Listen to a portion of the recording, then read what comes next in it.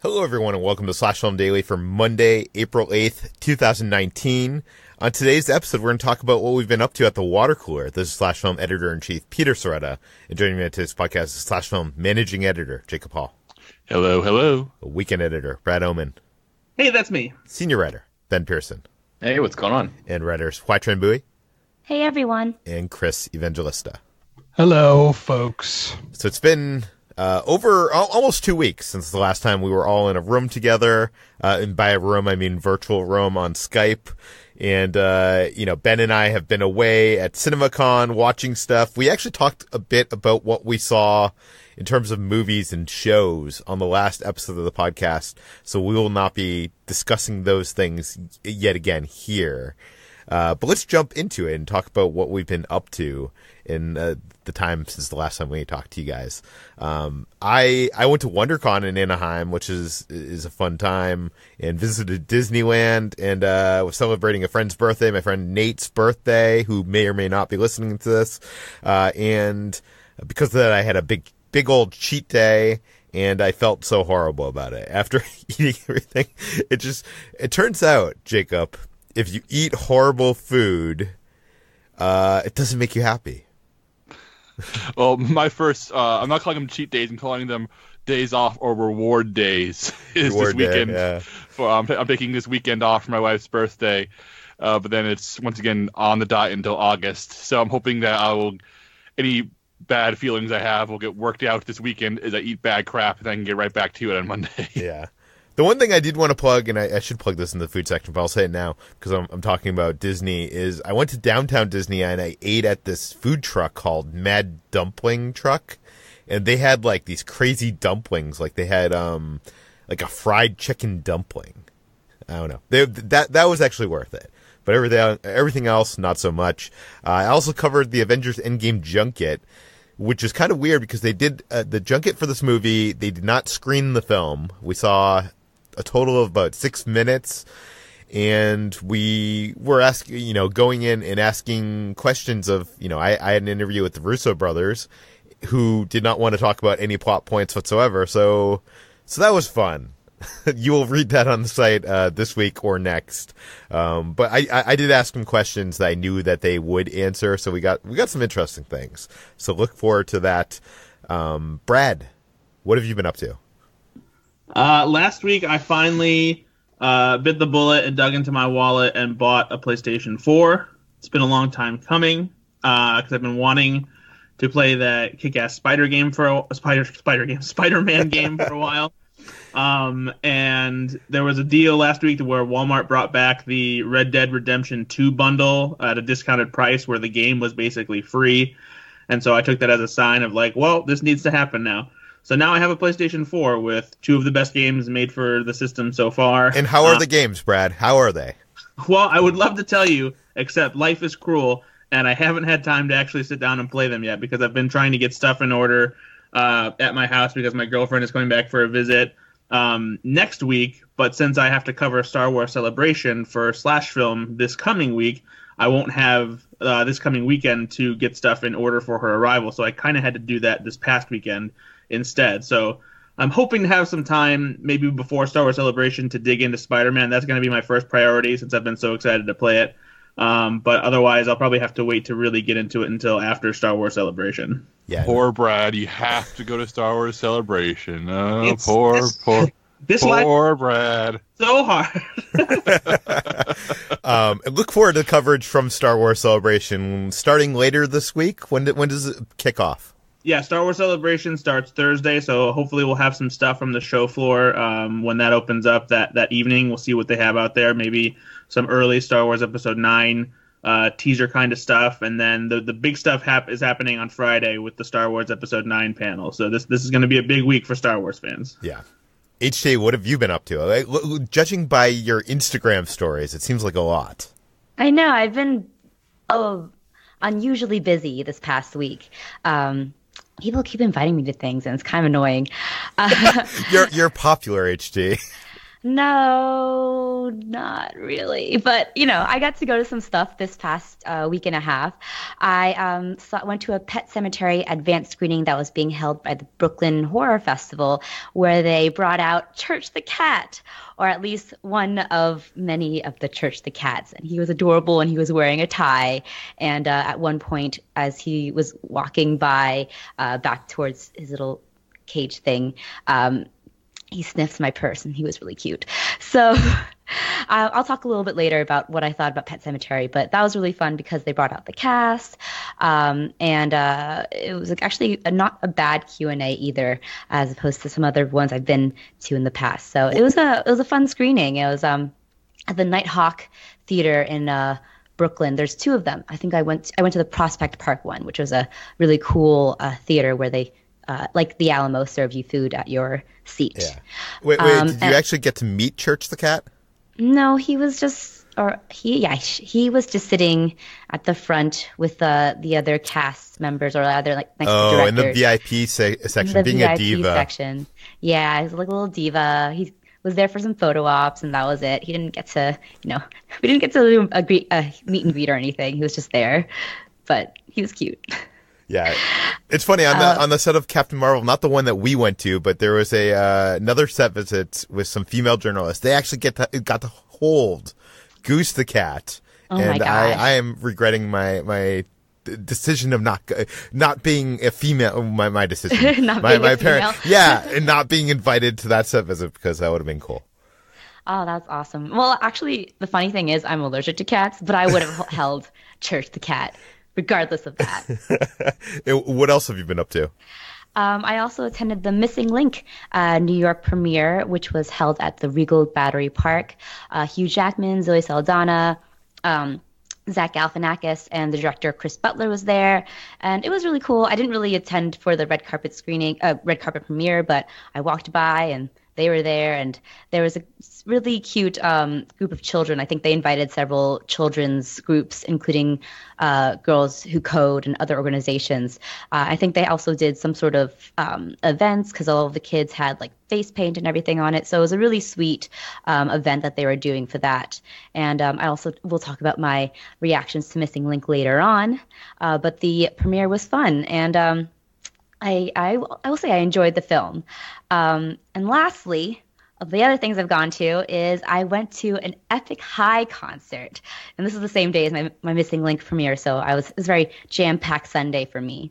But Epik High is a K-hip-hop trio composed of Tableau, Mythrogen, and DJ Two Cuts. And they're sort of an alternative hip-hop style group. A lot of their music recently has been sort of more mellow, chill wave music, but they have a lot of really intense sort of techno hype hits from earlier in their career.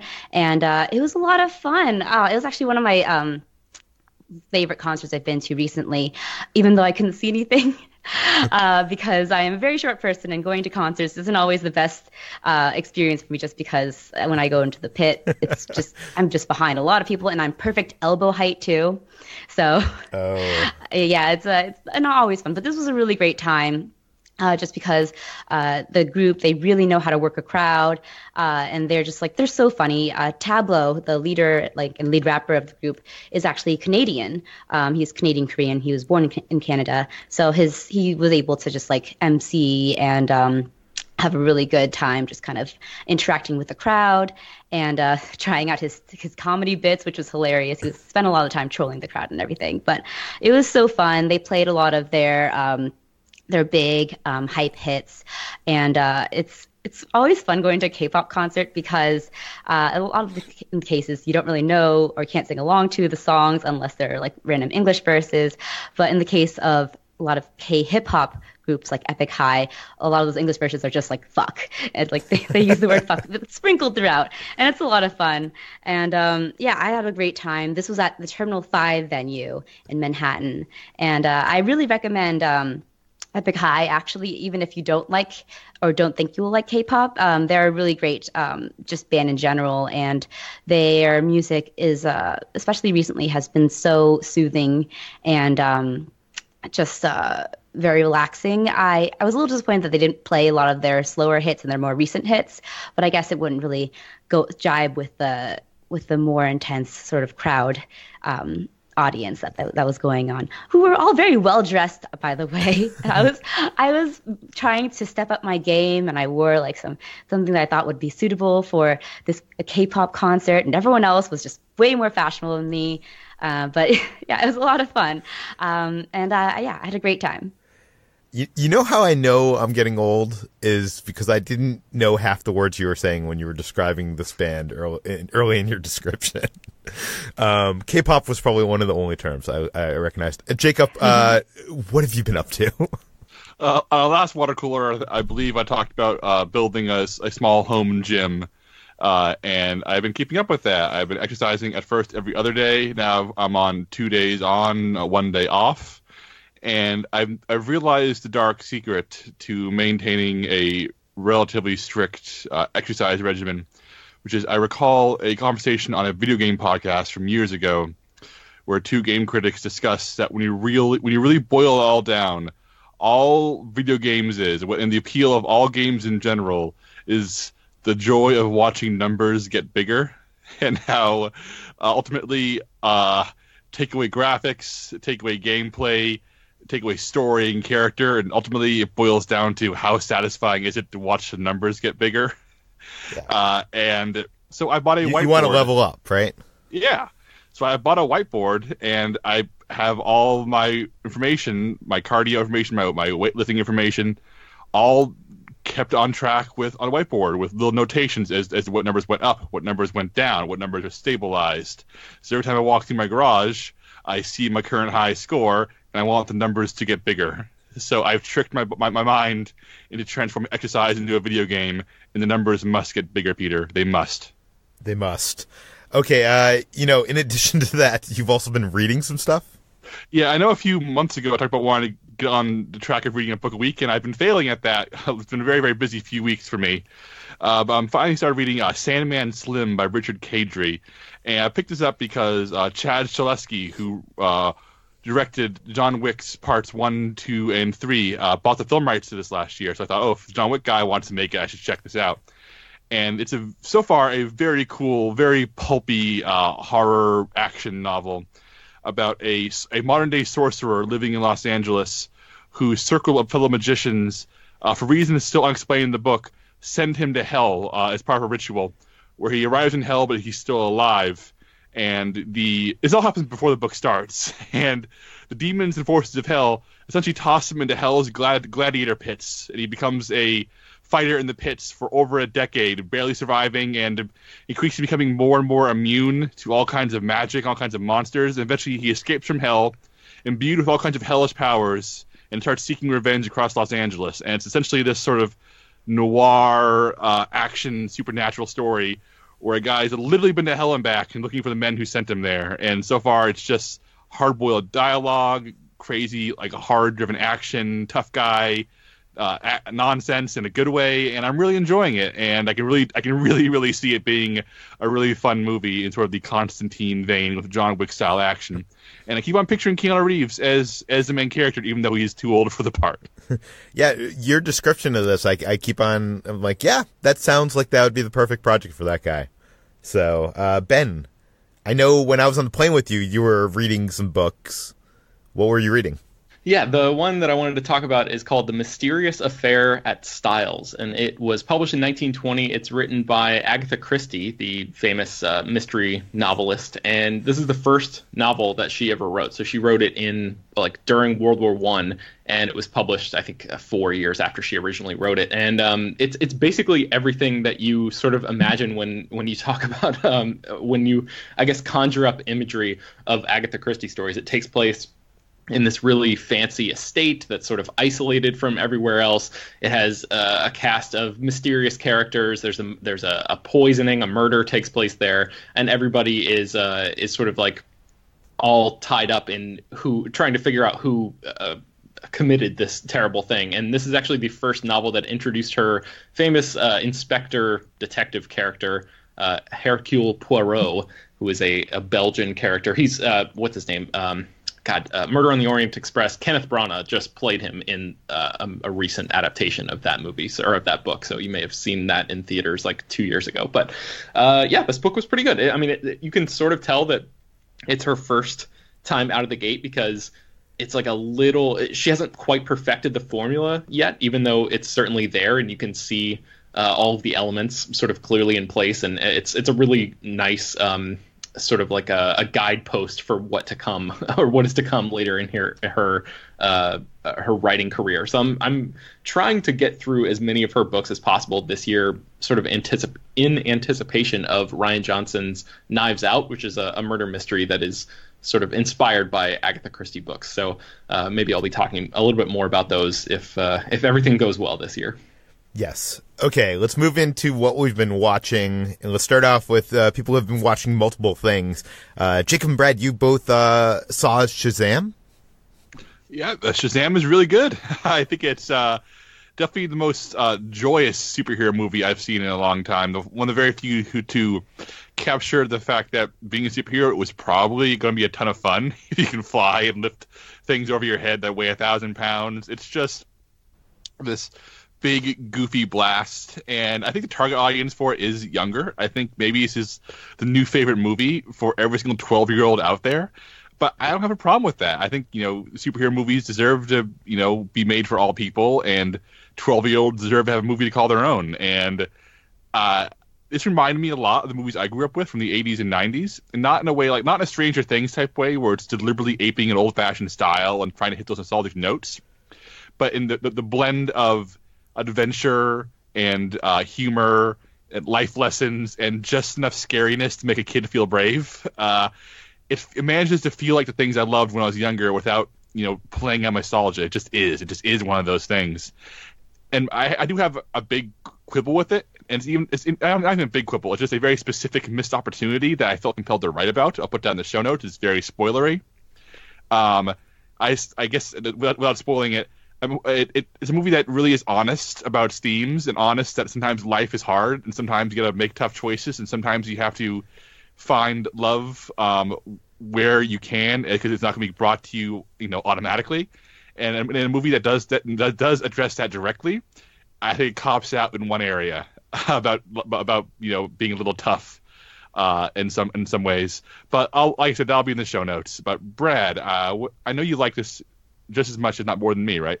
Yeah, and I liked it for a lot of the same reasons. It's super fun. First of all, it's very funny. Zachary Levi, this is seriously the role he was born to play. He's just so great at expressing this, childish wonder to having superpowers and like messing around with them with Jack Dylan Grazer as Freddy, his sidekick. And it's just, it's so much fun because of that. This perfect blend of what made Big, this classic 1980s comedy, mixed with the superhero genre. And it's probably the most fun DC Comics movie that there has ever been, even more so than something that's as wild as Aquaman, simply because I think a lot of the humor in Aquaman doesn't work very well. But this is, it's intentionally funny. And I think that it's just it mixes with like some inappropriate stuff that you might think is maybe questionable for the kid audience that it seems to be geared towards. But I really like that because, like you talked about, it's reminiscent of the movies of the 80s and 90s, which when you go back and look at some of those movies that we grew up on, they were a little bit inappropriate, for younger kids. Like it had just the right amount of monsters, a little bit of like double entendre kind of sex jokes. There's a bit in the movie, involving a strip club, which is done really, really funnily without being super inappropriate about it. There's just a lot of stuff in here that I really enjoyed, and I think that it's just a really fun and fresh direction for the DC Extended Universe to take a superhero movie like this. Yeah, we have an interview with the director David F. Sandberg. We're talking because his previous films were the horror films Lights Out and Annabelle Creation, which makes me feel like an odd choice for this. Although he was able to make a good Annabelle movie, so. Oh yeah, Annabelle Creation is very good, believe it or not. But it makes him an odd choice. But like this movie has like genuinely scary monsters. It's the 7 Deadly Sins, who are kept out of the trailers, but they're like the key monsters in the movie are genuinely scary. And there's some like set pieces where they're wreaking havoc. And in an interview, Sandberg talked about how it's important to make kids feel scared because it makes them feel brave. And I think that's really, really important in a film like this. HG, you saw this again, though. So anything stand out for you on second thought? Second watch? Yeah, I really love this film, and just watching it again kind of solidified that. Like you guys said, Zachary Levi is on the full charm offensive, and I did really enjoy the David F. Sandberg flexing his horror bona fides, not just in the design of the monsters, which looked almost Guillermo del Toro-esque in sort of how Baroque they looked, but also in the scenes that almost are a little arch and a little pulpy, like the scene with the reception room, the conference room, which was the closest to horror that we see in this film, and it's so fun and yet so just dark in a lot of ways. What else? Yeah, I think this is the purest distillation of what is so enjoyable about being a superhero. It really captures that, and I think that not since Sam Raimi's Spider-Man have we seen a superhero enjoying just being a superhero, and that was something that really struck with me again the second time, where we see him, having fun and kind of abusing that power, and it's just such a almost cathartic in a way. It's a way that really connects with the audience and empathizes with that, because it does put you in that space, and I really liked it. I do think that I like that is able to balance the satire moments and the sincerity of it all, and and a lot of the jokes actually reminding me of Deadpool in a ways, but in a way that wasn't too smug, but lent to the overall just joyous experience of it. And I will say I really enjoyed one part that was in the third act twist, which I can't talk about, but there was just an anime reference, which I loved a lot. And I think I was the only one who was cheering for it, but it was just even better the second time around.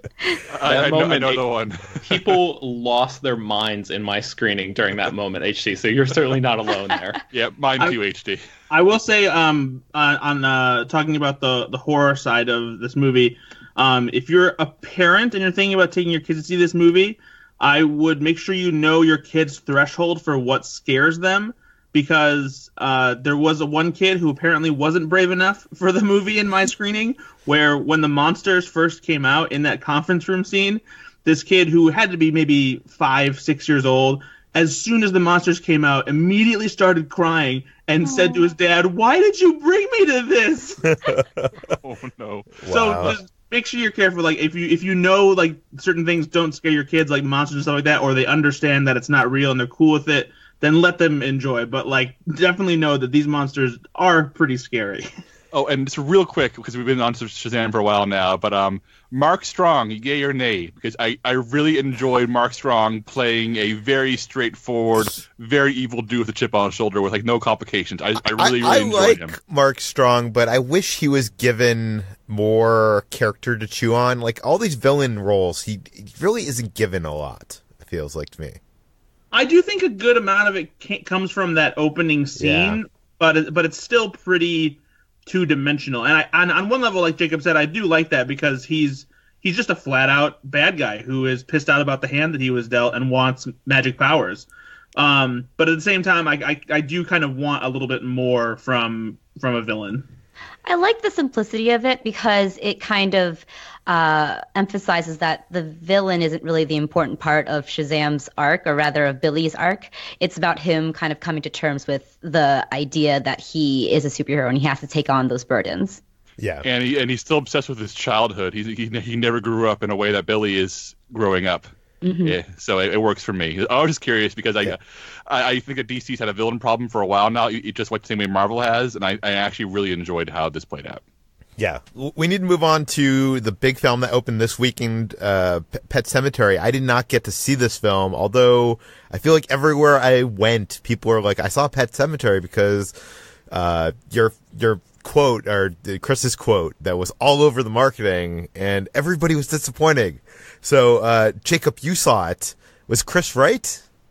Oh, I saw it at South by with Chris, and I loved it. But I want to hear from everybody else who saw it.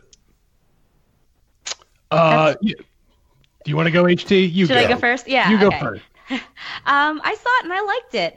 I'm kind of in the middle. I wasn't disappointed per se, but I enjoyed it for what it was. I didn't enjoy it quite as much as Chris and Jacob. I think I might not be the audience for this just because I don't really have an affiliation for Stephen King. And I can see this being, in particular, a really fun and really special movie for Stephen King fans. But I enjoy this as a straight up horror film.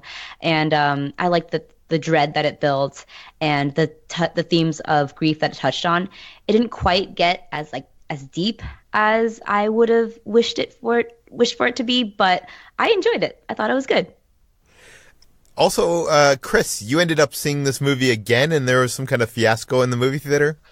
Yeah. Well, first of all, let me just say I don't really know what people want. Like, look, I'm not blaming you, Chris. It's just no. I love this movie when I saw it at South by Southwest, and I too have heard from a few people who are like, "Oh, I didn't like that." And the biggest complaint seems to be people really don't like the third act, which changes, both the book and the 1989 film drastically. It goes in a completely new direction.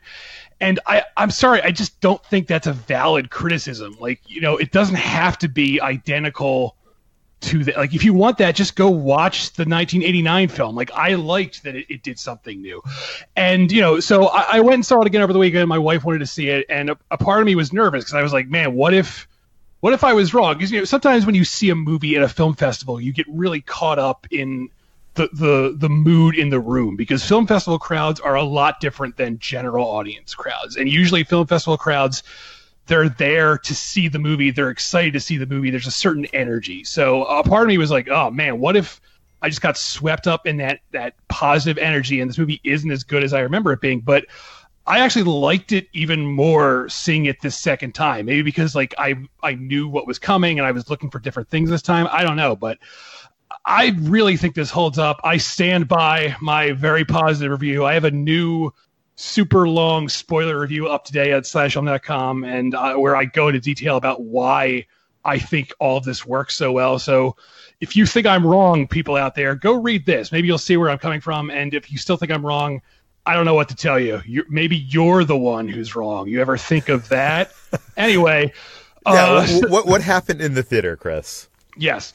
So I've already talked several times about how I just hate going to the movies because the experience has become an utter nightmare. And I was once again proven right with this scenario. So first of all, my wife and I, we went to the earliest show possible. We went to a noon showing because I was hoping, it would be less crowded and there'd be less people there. And sure enough, we sit down, and first of all, this mother and her son come in. I don't know, this kid's probably like 10, maybe 13. And I can already tell the minute they sit down, I was like, we're going to have to move. And sure enough, like the trailers start, and the trailer for the Annabelle sequel comes on, Annabelle 3. And the mother goes really out loud like, oh no, we're not seeing that. I was like, all right. I said, turn to my wife, and I said, we're moving right now because I'm not sitting by this loud woman this entire movie. So we moved to a different seat. We moved like across the theater, and the movie's about to start. And literally before the credits open, another woman comes in with a baby. And when I say a baby, I mean this baby was literally in like a car seat or a baby carrier that she was carrying in. And I started grinding my teeth, and my wife, who is a lot saner than I am, was like, maybe it'll be okay. Don't worry. And it was not okay. The baby immediately started shrieking, like as the movie was starting, and like just screaming and shrieking. And at that point, I said, "No, we're not doing this." So we went out, we got a refund, and we went to a different screening that was baby free. And I don't know what's wrong with people. Talking in theaters, that's one thing. I understand it's hard for some people to not talk. I don't know why, but it is. But you should really know at this point in the 21st century that just bringing a baby, not just to an R-rated movie, but any movie, is just a really stupid idea. Like, what are you doing? I understand, you can't get a babysitter, but you know what? Then you don't go to the movie. It's really that simple. You stay home. I'm sorry. You chose to have the baby. This is your life now. Please don't ruin my time at the movies. Oh, Chris, I have a story about your story. A writer who writes for Slash Film recently had her first baby. Her military husband was recently stationed in Hawaii, so they made the move to Hawaii. She's sitting in a hotel room waiting for the house to be ready. She texts me saying like ever since she had a kid, the very concept of Pet Sematary upsets her more. To which I respond, you should definitely go see the movie and write about how it's changed you, how being a parent has changed Pet Sematary for you. And because she's in a hotel room, because she's in an unfamiliar city in the middle of the Pacific, she goes to a 9 a.m. screening with her baby, just hoping the baby won't annoy anybody. Wait a second. So it's Chris's fault that she went to the movie with a baby, is what you're saying. I'm saying she went to the movie with her baby. Baby slept through the whole thing. She was so excited that she came out of the movie saying, like, yeah, I saw Pet Sematary with my baby. I went early enough it didn't bother anybody. Baby didn't sleep at all. She opens up Twitter, sees your tweets, and was so dispirited and disappointed in herself. Listen, I don't know this person, but she's a monster for doing this. No, I'm kidding. Look, like I said, I get it. And they're in some cities, like New York actually has these things where they're literally screenings for adults to just bring their kids to because they have no other choice. And I think Alamo Drafthouse has those too, right? And if you have to do that, do that. But like, come on, like this was, or at the very least, like if you go to a movie and your baby starts shrieking, that's your sign that, all right, this isn't going to work and we're going to have to leave. Like I get it if you go and the baby miraculously stays quiet, then everything worked out. But if you sit down and the minute you sit down, the baby is wailing like they've been burnt with hot oil, it's time to get up and leave.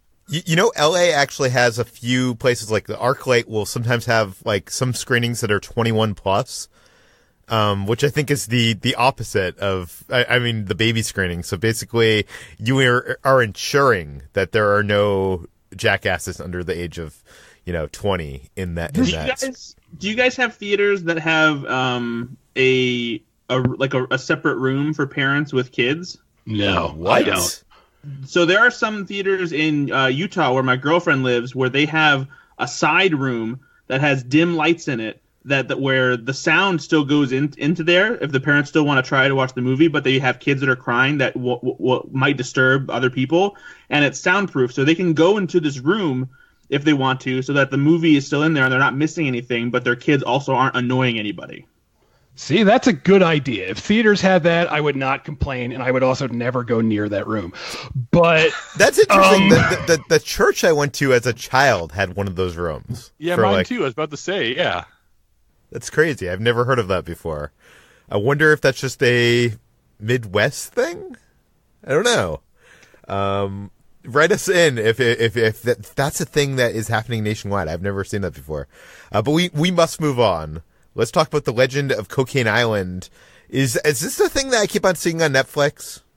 Yeah, it's a Netflix documentary directed by Theo Love, and it's very much a Coen Brothers-esque story, except one that's real, about a down on his luck Floridian man who learned from a local hippie about a bag of cocaine buried in Puerto Rico years and years ago.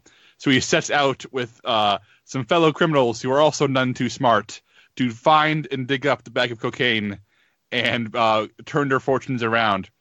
And it's one of those documentaries where 20 minutes into it, I realized, this is based on an article that I read years ago. And it was so good because this movie goes beyond where the article ended. And it's very fun and very funny. And the characters are just incredibly outrageous. And Love makes an interesting choice where he films a lot of reenactments, but he uses a lot of the real people in the reenactments. So the actual people involved in the situation are themselves acting them out again in these very cinematic ways. And it ends up feeling very strange. And he often films his reenactments in ways where it's shot like a serious crime movie, but the characters, look like, Florida moms and dads. So and at times, it doesn't quite work. There are times where I feel like the movie is maybe mocking them a little too much, maybe being a little too cruel, especially in the final third, where it really starts digging into these people and what happened to them and how they really got screwed over in ways that you won't see coming and ways that actually deserve a very serious conversation. And when the movie's ready to have that, it's already spent an hour kind of making fun of them and how bumbling they are. But I think overall it's incredibly entertaining and incredibly, for anybody who remembers, how rough the economy was a decade ago, and just how so many people spiraled. And if you're a person who said, "Man, I would do whatever it takes to get out of debt," if you ever had those feelings or remember those times, this movie will strike a nerve and hopefully make you laugh at the same time. Chris, what do you think about this? Yeah, everything you just said is on the money. This is a very amusing, very entertaining documentary. My wife and I were on this kick now where we pretty much only watch true crime stuff, like, because for some reason when I try to watch any movie with my wife, she'll fall asleep, but she stays awake for true crime stuff. So we saw this was on Netflix. We were like, all right, let's give it a go. And while it is technically true crime, it's like a true crime comedy, which they don't really make a lot of them. Usually true crime movies are about people being murdered, and it's very funny in its scenario, and it's like, it gets into like Breaking Bad territory at times, because the guy but he's friends with this guy who's pretty much like the real life Jesse Pinkman from Breaking Bad. He's just this like complete stoner weirdo, and he's just always has sunglasses on. It's just a very funny, strange movie, and I really liked it. It surprised me because I wasn't really expecting anything from it, but it ended up being one of the most entertaining things I've seen in a while. One of my favorite things, Chris, is how his stoner friend in all of his talking head interviews can barely sit still and keeps on talking directly to the director, not the camera. So keeps on saying, Theo this, Theo that, because he can't follow the rules of talking head interviews.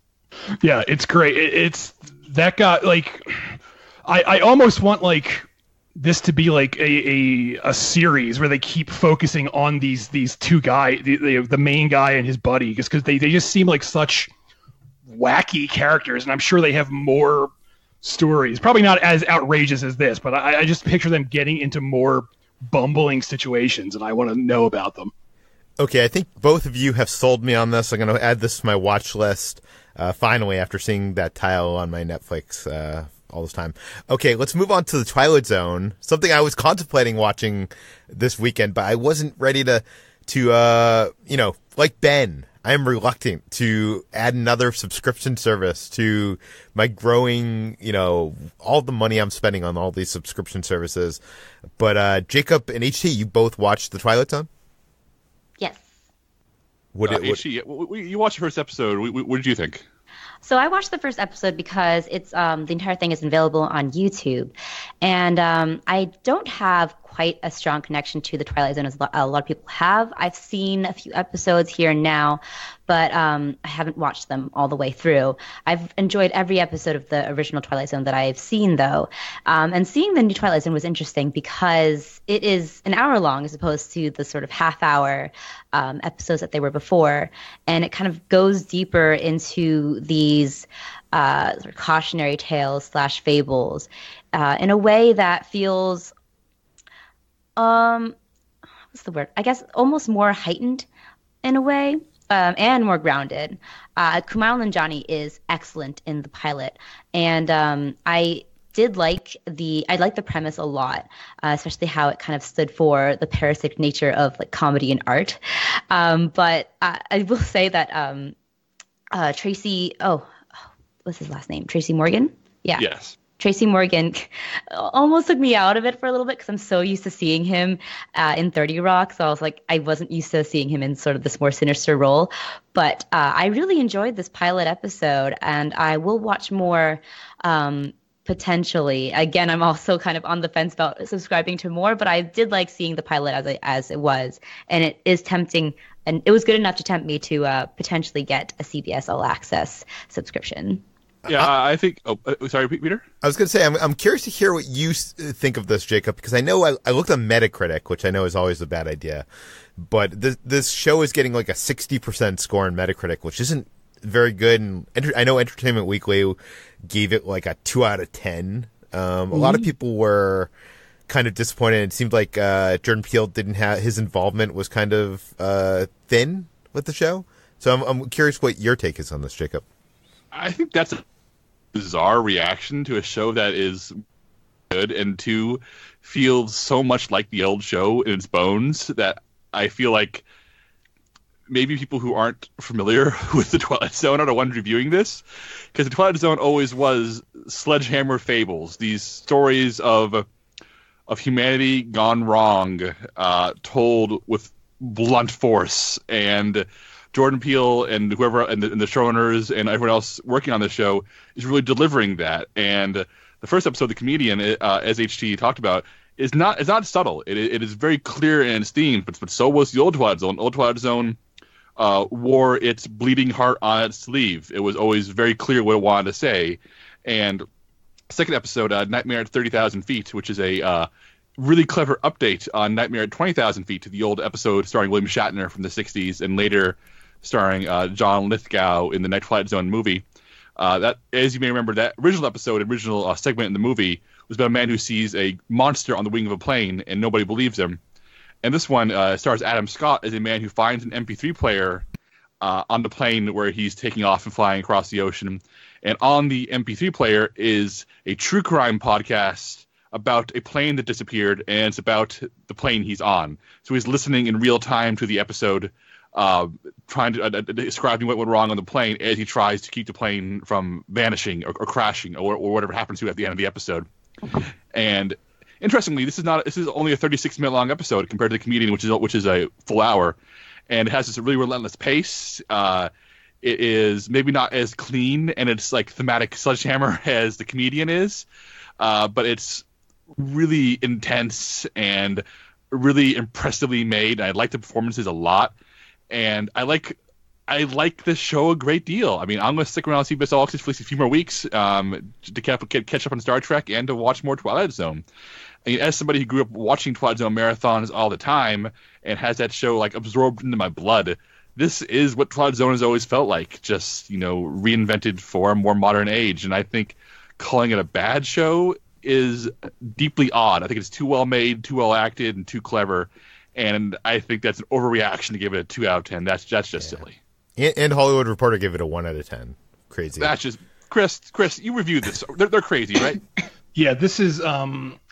I saw 4 episodes, and I will say the last episode, which is called like The Traveler, is really bad. It's probably the worst one of the. It is the worst of the 4, and I hope nothing else is as bad as that one. But beyond that, I really liked. I mean, I do think some of the episodes have trouble sticking the landing, like the Adam Scott one you were just talking about. It's great up until like the final 2 minutes, and then it's like it sort of loses sight of what it's trying to do. But beyond that, it's such a well-made show. The cast is great. I don't know what people are looking for.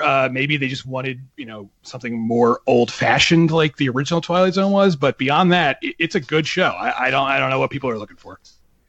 Okay. I think I'm going to plan to, when this whole series is on CBS All Access, to subscribe then, so I can subscribe for the month and watch that and Star Trek. I think that's probably the best way of doing this.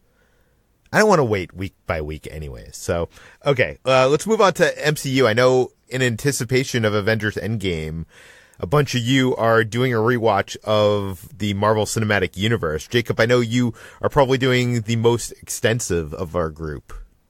Yeah, I know we're taking a lot of time already, so I'm just give you the quick rundown of what I've done so far. I've only just started, but first Iron Man, still good. Feels really small, but not always in a bad way. Incredible Hulk, it's really strange. It's aged interestingly. It's a black sheep Marvel family, but I kind of like that about it. Iron Man 2 is my least favorite MCU movie. It is such a mess. I do not like almost anything about this except Sam Rockwell, who is wasted. And Thor, very strange, like Iron Man, very small, and I don't think they've figured out who Thor is yet. And Chris Hemsworth's blonde eyebrows, which they let be his normal hair color later on, are deeply unsettling to look at, and that's where I am right now. Okay, and Brad, you are half-assing a rewatch? Yeah, I'm at the point where some of these Marvel movies have been out for so long, and I like them so much that I've rewatched them plenty of times, just casually whenever I felt like it. So going back through and rewatching them all in order doesn't really do much for me because I still remember them all pretty well. And then the ones that I don't really particularly care to revisit. So like I own every title and I can go back to them whenever I want to. So I will watch some of the ones that I feel like it leading up to it. Probably some of the more recent ones, just as kind of a more recent refresher to leading up to it, just to ramp up the excitement. But otherwise, yeah, it's just it's a lot of movies to try and fit in before Endgame. And when I've seen a lot of them, I just don't feel the need to go out of my way to do that right now.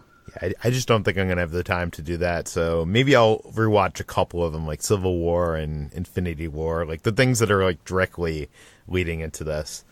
Okay, let's break it down to by person now. I will talk about what I've been seeing. I saw the first 6 minutes I didn't see the first 6 minutes. I saw 6 minutes of Avengers Endgame. I can't talk about that here, nor do you want me to spoil it for you, but it looks good. So there's that. I watched the whole season of The Act on Hulu. I don't think the whole thing's out yet, but I got some screeners. The Act is a show that I mentioned on our highly anticipated TV show episode. Didn't make our list, but this is a Hulu anthology series based on real true crime stories. It's narratively told. It's not a documentary. This season is based on the case that was profiled in the documentary Mommy, Dead and Dearest. I have not seen that documentary. My girlfriend Kitra has, but she saw it like when it came out, 2 years ago or something like that. And she still really enjoyed this series. I would recommend the series. It has kind of a unappealing title, like The Act. What is that? And I think that's just because they're going to do a new, every year or every season, the plan is to do a new case. But I feel like a lot of people aren't going to click on it because of the name. It's weird that we're starting to see these adaptations of these true crime stories that have already been done in different mediums. Like Dear John as a podcast is now a TV series. This going from a doc to a TV drama. This is much better than the Dear John Bravo series. It has great performances from Joey King and Patricia Arquette, who, in my mind, had the best performance of last year in Escape from Dannemora. Some really torturous to watch scenes with this mother, what she does to her daughter. And I'm not going to kind of ruin the story. I think you should experience it yourself.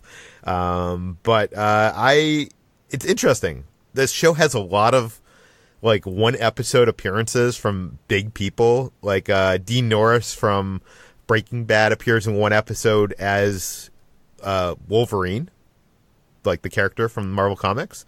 Rhea Seehorn from Better Call Saul appears in an episode. The incredible Margot Martindale is in a couple episodes. Juliette Lewis.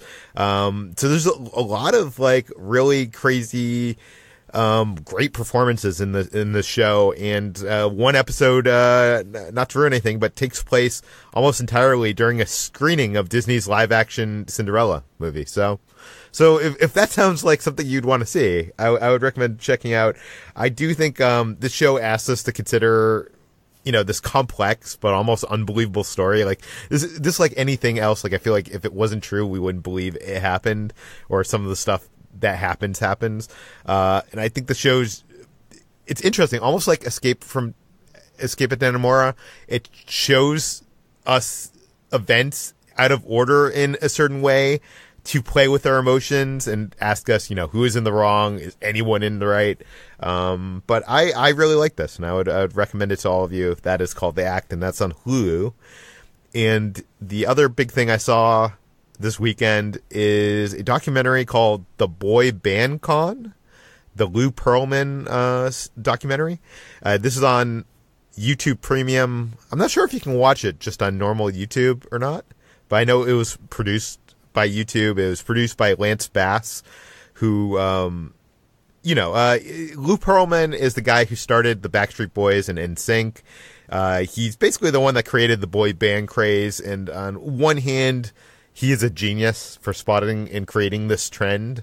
On the other hand, he was kind of a creep and basically a con man. And, there's even accusations that he sexually abused some of these children that he tried to, create into these boy bands. This doc it's kind of like a talking head documentary, but it has some footage from these bands' archives, and it has a lot of the people that were involved, and it basically shows how he used his money to like elect a new governor in Florida to basically throw out an investigation into his highly suspicious talent agency. It's kind of crazy what happens in this. He committed a Ponzi scheme, having thousands of people invest nearly $500 million in his airline company, Transcontinental Airlines, an airline that had no actual planes and doesn't really exist. And I guess when we're talking about recently, we're talking about, those Firefest documentaries, we're talking about the inventor, and I think say what you will about the people at the subject of those documentaries, but I feel like those people kind of had some well intentions. Like Billy McFarland, I think probably thought at one point that the Firefest was going to be a good, cool festival. And I think, the person at the subject of the inventor really thought that she was going to change the world. I don't think Lou Pearlman was a good person. And I think from day one, I think this documentary kind of paints the picture that he was kind of a con man from day one. And this is a documentary I would highly recommend you see. Aaron Carter is the only one in this documentary that literally comes off as insane and defending Lou Pearlman. But I really enjoyed it way more than I thought I was going to. And the last thing I wanted to mention is I saw a reality series on Netflix called Selling Sunset. I'm into these kind of like real estate reality shows. There's some on Bravo, like $1 Million Listing, that I like, and they're kind of trashy and whatnot. But so I thought I would give this one on Netflix a try. It came out this week, and this one is kind of set in my area in West Hollywood on the Sunset Strip, and it's about this real estate agency which is run by these two guys, and all the real estate agents are model-like females, and it's kind of like I guess Charlie's Angels of real estate, where they're assigning them stuff and they're going out and doing stuff, and this new woman gets hired by the agency and is causing drama. It's really bad. I couldn't make it through one episode, so I would say stay away from Selling Sunset. But yeah, that's what I've been watching this week. Ben, I know you have been traveling with me and on the plane with me, and you haven't been watching too much, but you did get to watch some stuff before and after CinemaCon? Yes, yeah. So one of the things that I watched is the first season of the new Hulu show called Shrill, which stars Aidy Bryant as the lead character. And there's only 6 episodes of this first season, and each of them is only 30 minutes. So that's how I was able to watch this, even among all of the, or amid all of the CinemaCon craziness. The description of this show is that Aidy Bryant stars as Annie, a fat young woman who wants to change her life, but not her body. Annie is trying to start her career while juggling bad boyfriends, a sick parent, and a perfectionist boss. And the show's pretty funny. It's it's written in part by Aidy Bryant, and it's based on a book by Lindy West, who you may recognize that name if you've been on the internet for many years and paying attention to the writers of the articles that you read, because she's written for tons of places all over the internet and is like a very prominent voice online. The show is pretty good. I mean, I think for me, I was surprised that I was looking at this more as a comedy going in, but I was surprised that the dramatic moments really worked for me too. Julia Sweeney, another former another SNL veteran, obviously Aidy Bryant is currently still on Saturday Night Live, plays her mom, and Daniel Stern plays her dad, who is the sick parent that description talked about, and he especially surprised me because Daniel Stern, he's like the guy, the goofy thief from Home Alone. He's like very often a very loud, sort of rambunctious type of character, but it's totally different in this show. You sort of get a different side of him. Aidy Bryant is very good. And the weird thing about the show, though, is that after 6 episodes, it just sort of cuts off, and it seems like, wait, this can't possibly be the last episode of the season, right? Because there are some plot threads that are left wide open, and just the way that it just does not seem like a season finale in any way. And I was looking into it and trying to figure out, okay, did they announce that it's, just the first 6 episodes are like the first half of a season, or have they already given this thing a green light for season 2? And the answer is no on both accounts. So I don't know if we're ever going to see any more from Shrill. And if that's the case, I guess I still recommend watching it just because it's such a breezy, quick watch, but are you one of those people that, like, if a show goes like 6 seasons, I guess like Lost, and you're highly disappointed in the ending, that it's not a show worth watching? Lost is a different example because I love Lost and I love the characters and I love the ending, so I would definitely recommend that to everybody. But yes, I think so. I think in today's, there's so much to watch. It's like if something doesn't fully land or fully stick the landing, it takes a lot. It takes really great performances or really tight direction or something that is very stylistically impressive for me to be able to give it a recommendation across the board like that, if the story doesn't, if it sort of like just craps the bed at the end. So I don't know. I'm sort of torn about that. But what I watched, I enjoyed. I just sort of couldn't believe that it came to an end that quickly. So that's Shrill. That's on Hulu right now. And then I watched Midnight Run for the first time last night. I watched it on Showtime's app, so I have that. But I don't know if maybe it's streaming elsewhere if people wanted to check this out. But this is the 1988 movie directed by Martin Brest that stars Robert De Niro and Charles Grodin. And De Niro plays like a bounty hunter who has to find Grodin, who has stolen a bunch of mob money, and basically transport him from New York City to L.A. over the course of like 5 days or something.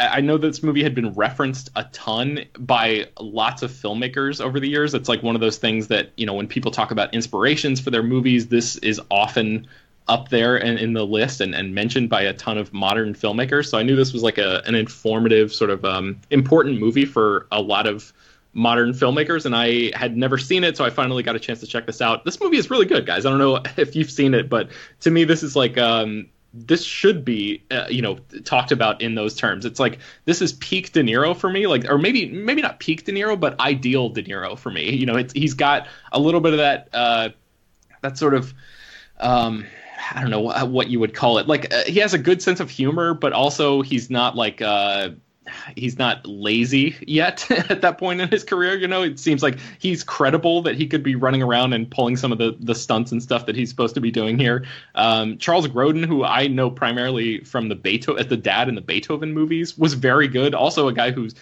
generally tends to play really wild characters, but is way more reserved in this movie. But their dynamic is really great. And this is like character actor central. They're like Dennis Farina, Joey Pants, Philip Baker Hall, Yaphet Kotto, John Ashton. I mean, like every small role is filled with somebody that you know from other movies. I really enjoyed this. Has anybody else seen Midnight Run maybe recently? Not recently, but I saw it many years ago when I was young. But yeah, it's great. Yeah, it's definitely worth checking out. And then finally, I watched a movie called The Bad and the Beautiful that was directed by Vincent Minnelli. This was a 1952 movie, and it stars Lana Turner, Kirk Douglas, Dick Powell, Gloria Graham, and Gilbert Roland. This movie won 5 Oscars for Best Supporting Actress, Art Direction, Cinematography, Costume Design, and Best Writing, the Adapted Screenplay Oscar. And it's about like a movie producer calls in a director, a star, and a screenwriter into his office and tries to convince them to work one more time with this producer who basically screwed them over earlier in life. And each act of the movie is like a flashback from each person's point of view, detailing how they met up with this guy and how their careers sort of were launched by his ambition and how he ultimately ended up sort of stabbing them in the back in various ways.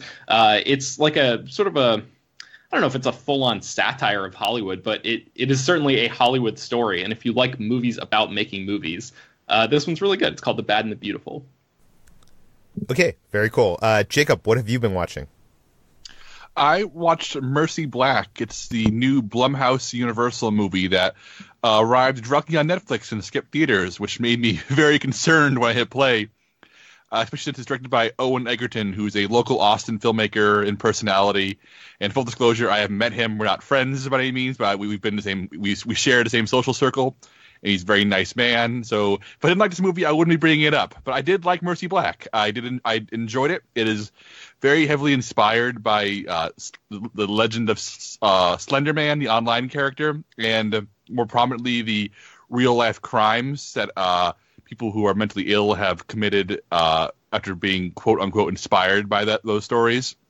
It's about a woman who's released from a hospital after spending 15 years after committing a crime as a child in the name of a fictional creation named Mercy Black, in her attempt to get back into society in a town that remembers all of her crimes.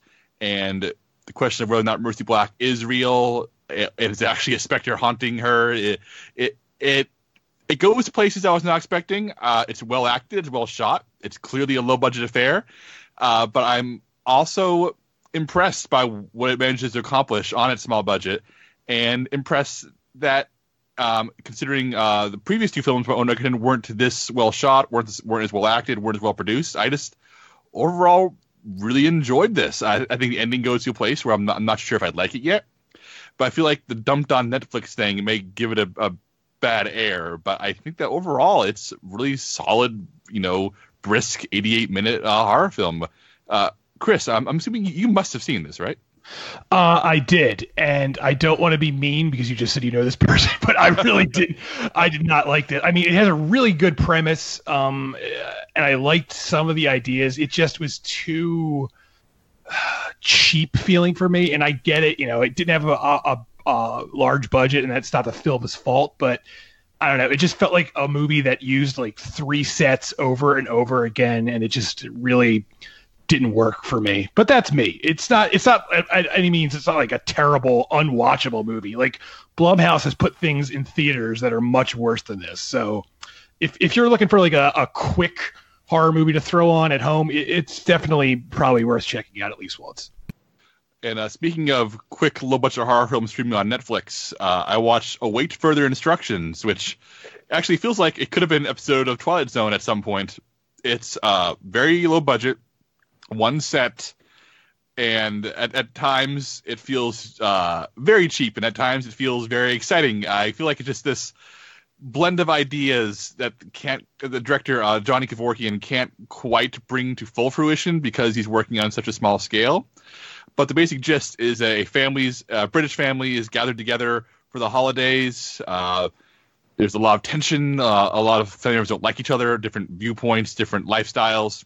And they wake up on Christmas morning, and the entire house has been completely sealed in from the outside by giant metal plates. And on the television is the message, await further instructions. And they assume that something's gone wrong outside. There's something involving, a terrorist attack, or the government sealed them in. And naturally the TV starts feeding them more instructions, starts giving them more things to do, like, make sure you clean yourself to avoid contamination, do this, do that. And eventually the instructions start getting more specific and more horrifying, and the family starts devolving into, should we follow what the TV says or should we not? And if you kind of can guess where this is going, you've seen some horror movies before, because it goes initially where you think it's going to go. There's shades of Compliance in there, if you've ever seen that movie. But it ends up going into a very hard, sharp left turn into like full. Let's put it this way: the closest comparison would be a very famous horror movie that I don't want to say because it would spoil where this movie goes. But for a low budget movie like this, it goes to some places that I found strange and admirable in their own way, and definitely has that Twilight Zone quality of, we're going to teach you a very important lesson about human nature while we do some genre stuff. So, default horror streaming question. Chris, have you seen this one? I have not. I've heard about it, but I have not actually seen this. I've seen a horror movie Chris hasn't. I'm very excited. This is good. In the opposite direction, speaking of movie streaming, my wife and I watched a bunch of horror movies over the weekend on Netflix while drinking, and we made the poor decision to hit play on The Bye-Bye Man. Goodness, this was shot in 2015, released in 2017, directed by Stacy Title, and it's pretty much Mercy Black but worse. Urban legend killer brought to life by young people who whisper his name and spread him like a viral entity. It's Doug Jones, the actor from The Shape of Water and many of Guillermo del Toro's movies. It can be completely wasted. Terrible visual effects, terrible acting. Some of the worst jump scares I've seen in a while. It feels like a half hour has been chopped out of it to try to get a short running time because it doesn't make any sense. Nothing in this movie makes sense. But if you're already half drunk, there are worse things to make fun of. All right, Chris, your opinion on The Bye-Bye Man. Oh, it's bad. It's a bad movie. This is a bad film, and like Jacob said, there's stuff that happens here that literally I couldn't figure out why it was happening. I was like, is the Bye-Bye Man like making everyone in this movie act they're not a real human being, or is this just like a terribly made film? I can't tell. I don't know. It's bad. Speaking of bad, when at one point in my wife and I's drunk marathon, we were both had a lot of vodka in us, and the remote was in reach of me, but I couldn't stand up. So I grabbed the remote and hit play on Terminator Salvation. My wife started screaming at me. Well, she was too drunk to stop me, so we watched Terminator Salvation. That movie is real bad, guys. I haven't seen it since theaters. But McGee's fourth entry in the Terminator franchise is, holy mackerel, is that McGee trying to make children of men using Terminator characters, but having no skill whatsoever, and it is just absolute garbage. At least Terminator Genesis is interesting in bad ways. Interesting in ways that I find worth talking about. Like, Genesis is a movie that's bad, but I love talking about why it's bad. Where Terminator Salvation is just one terrible decision after another. This bad casting, this ugly cinematography, just terrible CGI Arnold Schwarzenegger, and it's streaming on Netflix if you want to remember why you hated it. Does anybody here like this one, or can I? I will say that I think the first half of this movie isn't terrible. I think it's fine. It's not a good Terminator movie, but I think it's totally in the second half of this movie that things fall completely apart. Okay, I can forgive that opinion, Peter. As long as you agree it falls apart, because I know there was, maybe you remember this, Peter, but there were stories of the entire back half essentially being reshot completely, and you can tell. Yeah. Well, the original ending that they had, that I think Ain't It Cool News reported, was so much a better ending. But... Oh yeah, at least it was crazy. For those of you who don't know, the original ending of Terminator Salvation, Peter, correct me if I'm wrong, was that John Connor dies, and the Sam Worthington character, who's a cyborg, has John Connor's skin put over his robot body so he continue to pretend to be John Connor to keep the resistance going. Yeah, because the world needs John Connor to lead that fight. So in the future, if the movie had been a success, and with that original ending, it would have been Christian Bale playing Sam Worthington playing Christian Bale, which is just the dumbest, best thing. I kind of love how crazy that is. Good for you.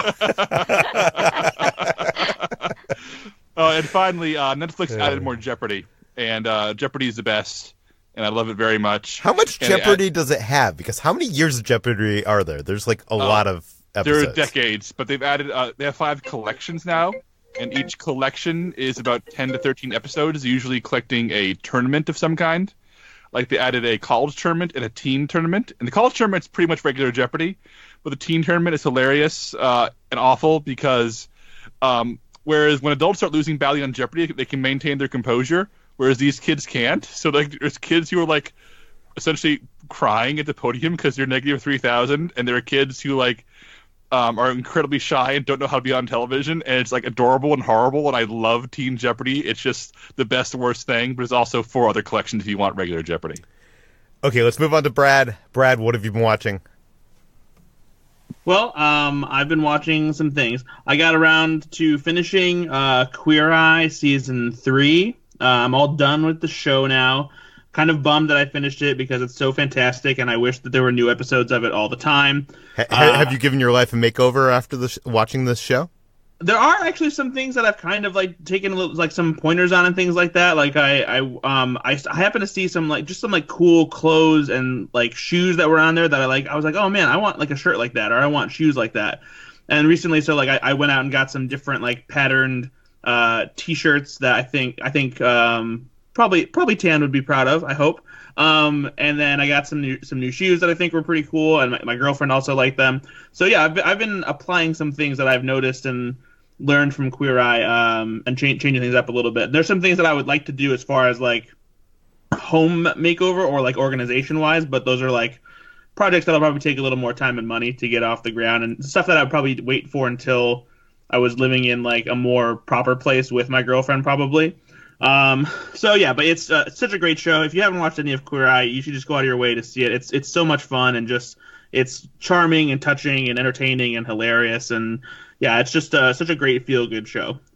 I also watched the documentary Whitney with my girlfriend. It's on Hulu. It's about Whitney Houston, as we all know, the extremely famous singer who unfortunately kind of got caught up in drugs and a highly publicized, seemingly dishonest relationship with Bobby Brown. And this documentary is really tragic and sad, because you really learn that Whitney Houston's family kind of sucked. And oftentimes, like, they really didn't do things for her that they should have. They didn't pay close enough attention, or if they did, they didn't care because they had an easy, well-paying job just being part of her entourage, basically, and not really doing much. She had, kind of a challenging upbringing, and there's all these really sad things that you learn about her life that led to her ultimate, substance abuse problem and untimely death and all these things. And it's a very well-made documentary too. It's the talking heads on it come from all the people that were close to her in her family, and Bobby Brown and record executives and that sort of thing. And there's a lot of great archival footage, lots of things I learned about Whitney Houston that I didn't know about. So it's directed by Kevin McDonald too, so it shouldn't come as any surprise why it's a good documentary. But it's available on Hulu if you want to check that out. Cool. And what else have you been watching? I got around to watching Christopher Robin, which is available on Netflix. I wish I had seen this movie so much sooner, because I was so surprised with how good this movie was. I thought it was so charming and just dryly funny. I forgot how just funny Winnie the Pooh is as a character by being so kind of just observant in the most literal kind of way. In a way, I feel like Winnie the Pooh almost feels like a character that's kind of like Dustin Hoffman's character in Rain Man to me, because Winnie the Pooh feels like he could easily be on the spectrum. He takes things literally. He's not really in tune with perceiving people's emotions or social cues. And honestly, the first half of Christopher Robin, actually, because Christopher Robin is this jerk who's obsessed with his job and isn't really treating Pooh very nicely, is kind of like a Winnie the Pooh version of Rain Man. And so but there's so many things that Winnie the Pooh said in here that were so funny, and it has that signature feel of some of the things that he says are kind of unknowingly also wise, even though he doesn't mean them that way. And I thought all the voices for the characters were really well done. I liked the tangible, worn look of them as these, living stuffed animals. And it was just really charming. I was surprised by how much I really liked this movie. I think you finally sold me on seeing Christopher Robin, so congrats. What else? I was raving about this movie when it came out, as did Chris. Yeah, but Chris and I don't always agree. I'm more on your spectrum, I feel like, HT. But yeah, okay. I'm finally putting this on my letterbox, my watch list. So, Brad, what else have you been watching?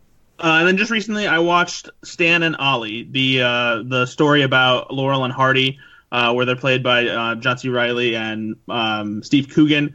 And it's pretty good. It's not quite as good as I hoped it would be. It's definitely a movie where the performances are the real star of the picture.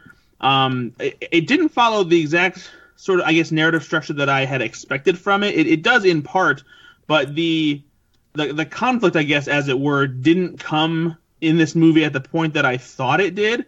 It kind of came a little bit later, and the resolution almost comes, I feel like, a little too quickly, without giving away anything that necessarily happens. Not that it's not a famous story or anything like that, but it's just better if you kind of watch it unfold yourself.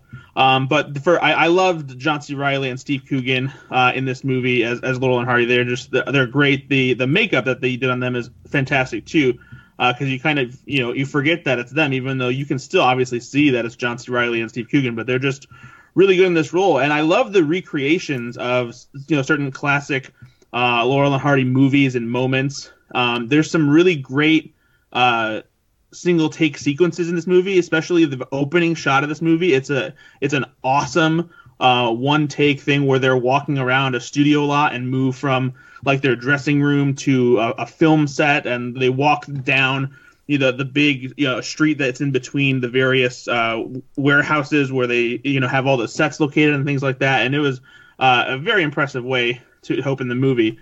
And on top of that, Shirley Henderson and Nina Arianda, who play Laurel and Hardy's wives, are switch that Hardy and Laurel's wives, are also fantastic. They have their own sort of like side thing where they're constantly bickering and taking catty swipes at each other, and it really made me want to see a movie about those characters because they were so great together.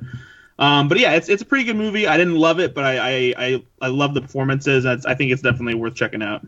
Okay, cool. And finally, HT, what have you been watching? I saw and surprisingly enjoyed The Beach Bum. So this is a film directed by Harmony Korine and starring Matthew McConaughey as the titular beach bum, aka Moondog. And I actually have a confession. I haven't seen any Harmony Korine movies. I kind of stayed away from what I thought was his brand of like ugly nihilism. I didn't really think I would enjoy it. I suspect you will not enjoy those other films. Yeah, but The Beach Bum was almost a feel-good movie. It has this really sunny, meandering element to it that is almost strays on like this chaotic neorealism, and then it also has elements that are just like incredibly raunchy and hilarious and almost absurd comedy, and I enjoyed it a lot. I felt like it was seeing Matthew McConaughey in his natural element, engaging in all of this hedonism and booze and drugs, but it was almost optimistic in a way in that it kind of had this message about anti-capitalism, anti-society lifestyles, and how that is almost freeing. I liked it, and I don't know if I will watch his other movies just because, like, yeah, you said, Peter, his other movies are probably a lot more grotesque than this. But I will say I won't stray away from his movies from now on because I enjoyed The Beach Bum a lot. I also saw Cold War, which is the foreign language film that was Oscar nominated, directed by Paweł Pawlikowski. It's a Polish film set in the 1950s in which two people from these very differing economic backgrounds come together and have this tragic, doomed romance that spans decades. And it is this utterly gorgeous, achingly beautiful film that is amazingly lean. It's only 88 minutes long, and it is able to stuff this really dense story of longing and yearning within that span, while in a black and white aesthetic, which seems at first to be incredibly stark, but it ends up being so sumptuous and lavish in a way. I love this film. I can see why so many people put it on their top 10 list of 2018. If it were not, I don't know, 4 months into 2019, I would probably do the same. This was just a gorgeous, gorgeous film, and so well performed by the actors, Joanna Kulig and Thomas Kott. I highly recommend this. If you have Amazon Prime, it is now streaming there. Again, it is only an hour and a half long, and yet it is able to tell this decade-spanning story in that span while not really mincing anything at the same time. So if you guys don't shy away from that black and white aesthetic and the romance, but it's so well done and it's so beautiful. Yeah, I still want to see this. So what else have you been watching? I also watched The Burial of Cujo, which is a film on Netflix. It's directed by Blitz the Ambassador, who is a Ghana-born musician. This is his debut film, and this is a film that was distributed by Ava DuVernay's Array Studios, I think. Yes, Array Studios, Array Now. And this is also a really gorgeous film. It is tells the story of a young Ghanaian girl who is born into like sort of these tragic circumstances and finds herself telling the story of this conflict between two brothers and the guilt that kind of belies that plagues them both after one tragic accident when they were young. And it's told as a fable in a way. It's this beautiful magical realism story. You can tell why I liked it so much. And it's just stylistically really surreal and striking. The colors are incredibly vibrant and gorgeous, and there's just so much imagery that is really indelible and really sticks with you. I recommend this as well. If you like magical realism films or even fables like Pan's Labyrinth, for example, this one has a lot of shades of Pan's Labyrinth in a way. and has that sort of sweet melancholy to it as well. I recommend this on Netflix. It's an incredible directorial debut by Blitz the Ambassador. Cool. And I also watched a film called Lady J, which is another foreign film. This is a French film, also on Netflix. This is a film that is a period piece about a woman who is a wealthy widow, and she finds herself spurned by a sort of a playboy of sorts who she decides to take revenge upon by concocting this grand scheme in which she recruits this mother-daughter pair who have found themselves fallen from grace from society and are working at a brothel and want to regain their status as in the aristocratic society. But while it sounds as like a stuffy period piece, and the first half hour does kind of play very slowly and a little bit dull, it really kicks into gear and once that scheme starts off and becomes almost a really nasty, kind of mean romantic revenge tale. It reminded me a lot of The Favorite in a lot of ways, not quite as over the top, but The Favorite, Phantom Thread, it has that sort of mean streak that goes through it, but also a good humor as well that plays really well, and like a kind of distorted feminism that runs through it that is slightly Gone Girl-esque. So this is one I recommend if you can get through that first half hour. It's a very good film. And then I also saw, this is just me kind of listing off my latest pop culture imports column, but I've seen a lot of good things for that one lately. This is an anime called One Punch Man, which is an anime series that went kind of viral a couple of years ago. And it looks a little silly. It looks kind of like a satire, and I wasn't really expecting much of it. But it is a little ridiculous and hilarious, and it almost does play off like a satire of superhero anime series. It's about a man who is the strongest man in the world, and acts as a superhero just kind of for fun, and he trained himself so hard that he went bald and can now defeat enemies with a single punch. But he finds that life has become dull and uninteresting because there's nothing challenging. So he spends his time just kind of obsessing and fixating over really mundane adulthood things like what to eat for dinner, there's a sale going on at this grocery store. And it surprisingly captures that ennui of adulthood really well, more so than any of like the superhero stuff, which takes place in like 10 minutes of an episode and then kind of is over like that. But him just kind of musing over the redundancy of life is really fascinating and really funny. So One Punch Man, this is a series that is on Hulu. Its second season just dropped on Hulu as well. So I also saw, if you remember from the beginning of the episode, I went to see The Missing Link, or just Missing Link at its New York premiere. And this was a film that is just, I think, Laika's most technically impressive, visually gorgeous movie ever. It is just so grand in its scope, and having gone to visit its set in Portland, I was able to appreciate even more just like how much work and how much dedication went into every single shot of it. It's incredibly seamless, the animation is. It seems like it almost looks like it's CG. It doesn't. Yeah, look, that's what I was gonna say. Yeah. In parts, it looks like it's done in CG, and they actually do an interesting blend of CG and stop motion in this, especially for a lot of the water scenes. But when you look at scenes like of Missing Link, the character played by Zach Galifianakis, who is a Yeti who's trying to find. He's Bigfoot trying to find the abominable snowman, like his brother, his kin. When you see shots of him and his fur is like waving in the wind, it's astonishing to witness. It's so beautiful, and it's not as slapsticky as I thought it would be compared to just the trailers that I've seen, which I enjoyed. But I will say that I did not quite love the story. I think it was because the characters I didn't quite connect to, except for Zach Galifianakis' character, the Missing Link.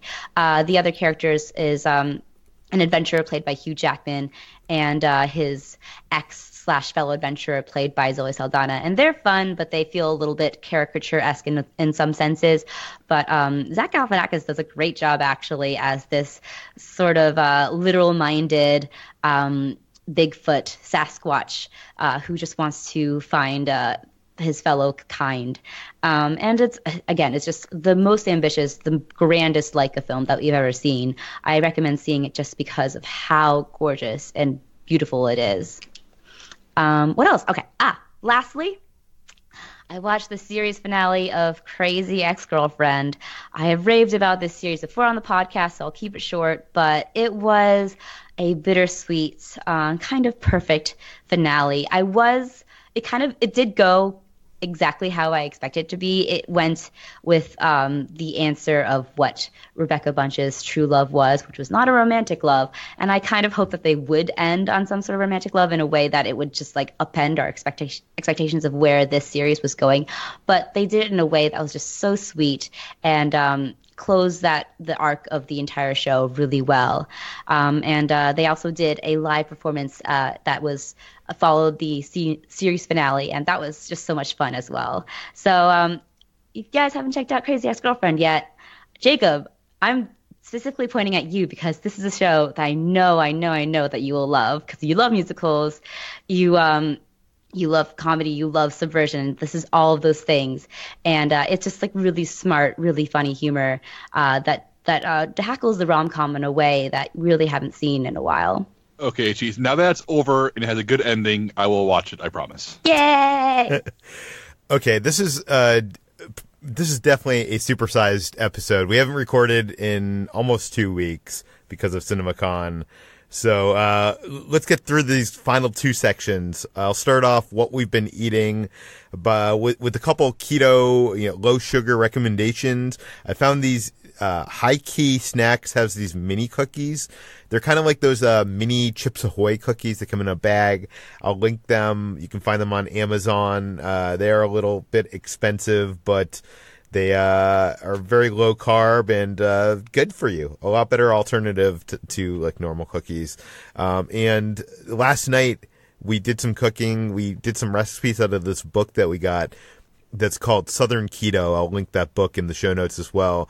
We made a cheeseburger mac helper, which is basically like I guess like a hamburger helper mac and cheese, but with cauliflower. And it was very good. I highly recommend it. And we also made the drop biscuits. They have these biscuits that basically taste like those like cheddar biscuits that you get at yeah. It's the keto version of those. And I'm not going to say it's as good as those, but Jacob, these are amazing. You need to try them. What have you been eating? Nothing new in terms of special surprises. Just sticking on the diet, low sugar, low carb, high protein. And I've been drinking less since I've been on dieting. But I'd say about maybe once every 2 weeks or so, I will have a drinking night. And I just want to briefly plug my drink of choice, which is Deep Eddy Ruby Red Vodka. They're from a local distillery, and they were actually the first liquor company to make like flavored vodkas like this, using natural flavors like a ruby red. They also have a lemon. They have a peach. They have an orange. They have a cranberry. And a lot of people have made their own brands. I think Deep Eddy still tastes the best, and I think Deep Eddy Ruby Red Vodka with a Sprite Zero is a zero carb, zero sugar drink that tastes like it's an actual proper cocktail, and I highly recommend it for those of you who want to, eat and drink right, but want something very tasty. So that's my recommendation. Yeah. So Brad, tell us about all the sugary goodness that you've been consuming. So recently there has been an influx of new M&M's flavors. 3 of them are part of their latest thing where people can vote which one they want to stick around as a regular flavor. They did that not too long ago, and the crispy mint one is the one that ended up being chosen to stick around as a permanent flavor. And so now they're doing it with 3 new ones. They have English toffee, Thai coconut, and Mexican jalapeno. and a friend of mine actually found them for me and at a Walgreens and gave them to me. And I tried all 3 of them, and I have to say I think the coconut one's probably the most satisfying one, simply because it tastes kind of like an Almond Joy inside of an M&M. And it should be noted that these are all peanut M&M flavors too. So I think that one was the best one. I'm not necessarily like a big lover of Almond Joy, but I do like the taste of coconut with chocolate. And this has a pretty good mix of both because it's just the small, crunchy, bite-sized peanut M&M style. The English toffee one is also pretty good. The toffee isn't as strong as something like a Heath bar, and it's a little bit overpowered by the regular peanut M&M chocolate flavor, but there's still the hint of English toffee that's pretty good. And then the Mexican jalapeno one, not really my jam, only because I'm not really into spicy foods. I'm kind of a terrible half Mexican guy, and I don't really like spicy things too much. And this the mix of chocolate and spice has always kind of perplexed me, and there's been like an influx of recent sweets with like spice to them that I don't understand.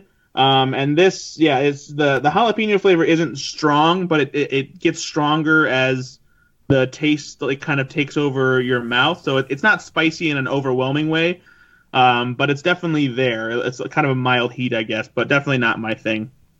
And then just recently they came out with a new, I think it's just a limited time flavor, that's hazelnut spread, which is basically Nutella inside of M&Ms, which is very, very good. A great addition. I hope that it becomes permanent because it's a good flavor. And then I finally found the regular Starburst Duos, which I talked about Star Wars Duos having like a jelly bean collection in a bag for Easter, and it has a bunch of different flavors in it. But I hadn't been able to find the regular Cube Starburst Duo flavors, and I got them, and I was kind of disappointed to see that there's actually only 2 flavors in there. Technically it's 4, but because the Duos are 2 flavors in one Starburst piece, it's blue raspberry and lemonade, and watermelon and lime, and they're both pretty good. Like the mix of flavors is good. Especially, I was surprised by the blue raspberry lemonade one because I don't really like blue raspberries as a flavor too much. But they're pretty good. Even though the Duo's jelly beans are infinitely better. It's too bad they don't have the crossover mix between those as well. What do you mean? That it's just those 2 flavors mixed together. That they don't mix like blue raspberry with one of the flavors from the other. Oh, right. Yeah, for sure. Okay. Let's move on to what we've been playing. Jacob, what have you been playing this week? I've been playing 2 games on Nintendo Switch, both of them small indie games. They're each about $15 a piece. And the first one is Baba Is You, which is a very intriguing puzzle game. It's very hard to explain in the audio podcast, so I'll try to be as succinct as possible. You are a little sheep named Baba, and when you first start the first level, there is text in the corners of the screen. One says Baba is you, meaning that you are Baba and you can move around. One says rock is push, meaning you can push rocks to get around. One says wall is stop, so if you hit a wall you can't move. And one says flag is win, so if you get to the flag you win. And it's very, very simple. You can literally just push rocks out of your way, get to the flag, and you win the first level. But what you quickly realized in future levels is that the text on the screen is also movable. So if you move, where it says flag is win, if you literally go and push the win under rock, then if you get to a rock, you win. Or if you push is you under Baba to wall, you become the wall and can move the wall. So it becomes an incredibly mind-bending game where you are building sentences out of what's available, so you can manipulate the level in ways to navigate it and achieve your own victory. And there are many ways to win each level, because you can, rearrange sentences in different ways to move different things, make different things barriers, and they're adding like enemies that can hurt you by walking into you later in the game. And it just every single puzzle feels impossible until you solve it, and then you feel like the smartest person in the world. It is incredibly fun. It's a great playing game. That sounds so clever. Like I wonder how you even game test that. I don't know. I know video game critics I follow are like really kind of blown away by it, because like how do you come up with this? I mean, I've never played a puzzle game like it before. It is so much fun. I also played Ape Out, which is a very different game. You are literally playing a giant ape who, at the beginning of every level, breaks out of captivity by the people holding him, and you rampage through a building, killing everybody, and they're all trying to kill you with guns. And it's this very simple sort of two-color style, very abstract animation, very violent. Whenever you hit an enemy, they splatter into blood and guts. But the real appeal here is that it has the soundtrack is entirely jazz drums, and it reacts to how you play. So if you are like sort of slinking around, the drums get like softer and more intense. If you start slaughtering guards, it starts getting really loud and fast, lots of like banging on cymbals. And the gameplay itself is very fun. It has tons of style. It's not very complex, but as a visual and audio experience, it is just like kind of really, really fun. You got to play with headphones if you play it on the Switch. And I just had a great time just like soaking in the atmosphere of jazz drums plus ape violence. It's very fun. Very cool. HT, what have you been playing? Sorry to make this episode even longer, but I'm going to rave about Kingdom Hearts 3 for a little bit. I actually finished playing Kingdom Hearts 3 about 2 weeks ago, but this game is so special to me that I wanted to talk about it a little. And I am kind of in a funk after finishing it. I'm a little sad that it's over, and it's because it was over so quickly, despite it taking me so long to play this. This is an absurdly short game, almost like it didn't feel like a full game in a way, especially not in the way that Kingdom Hearts 2 did. But I will say that I didn't appreciate how short it was. I wish that it was longer or that it had a more cohesive, full storyline. Kingdom Hearts 3 did feel like it was kind of just wrapping up the saga, the Xehanort saga, for those who follow the Kingdom Hearts lore. No one here does. No one knows what I'm talking about. But it just felt like a wrapping up of a saga, and in which all the plot happens in like the last third of the game. And the majority of you jumping around the Disney worlds doesn't really apply to the overall plot, which was a little disappointing. I wish that there was some greater connection between those two. I actually have a theory for how they could have done that, but that's for another time /podcast /Twitter thread. So I did love this game, though. The gameplay was fantastic, even though it made the game absurdly easy. And it was a lot of fun to play and just kind of revisit that time in my childhood in which I really enjoyed this series.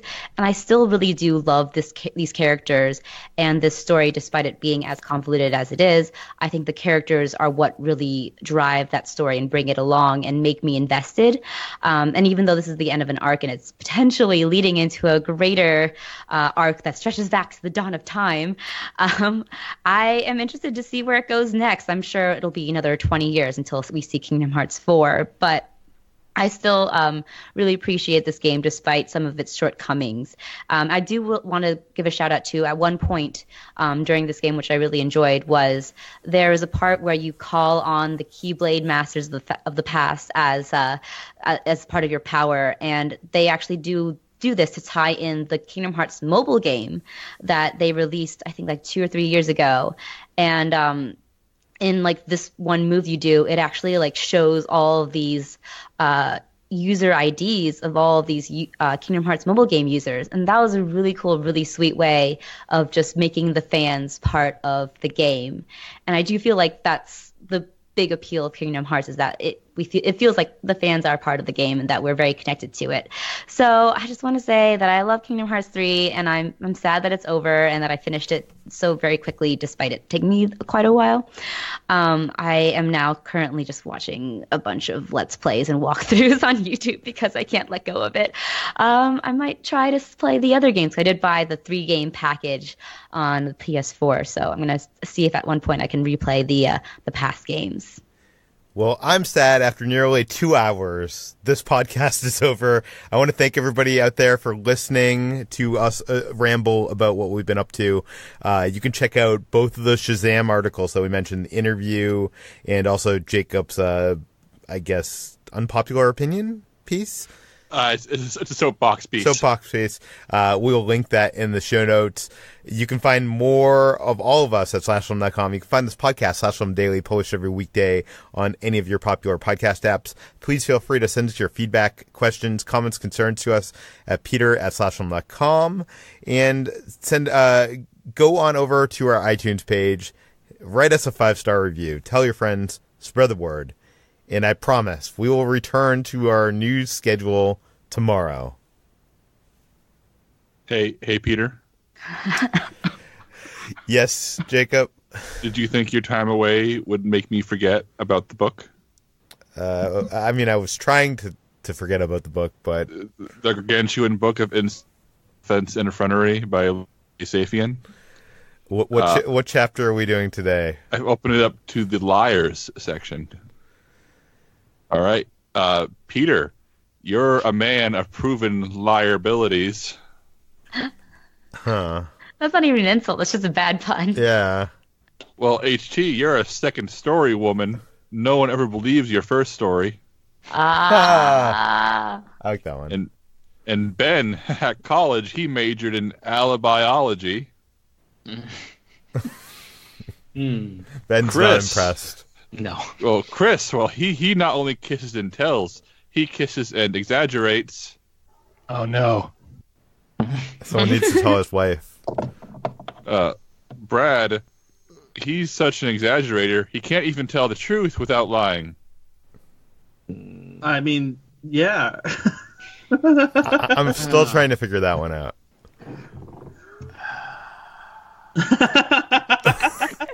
The heavy sighs are the best part of this segment.